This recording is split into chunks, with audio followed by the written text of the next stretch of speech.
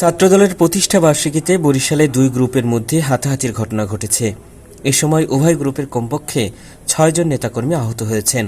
বুধবার দুপুরে 12:30টার দিকে নগরীর সদর রোডে ছাত্রদলের ৪৬তম প্রতিষ্ঠা বার্ষিকী উপলক্ষে আয়োজিত র্যালিতে এ ঘটনা ঘটেছে।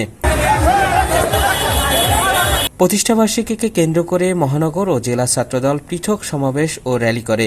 এতে অংশগ্রহণ করেন ছাত্রদল, যুবদল সহ কেন্দ্রীয় ও স্থানীয় বিএনপি নেতারা। র্যালি চলাকালীন মহানগর ও জেলা ছাত্রদলের দুই গ্রুপের নেতাকর্মীরা সামনের সারিতে আসাকে কেন্দ্র করে হাতাহাতিতে জড়িয়ে পড়ে।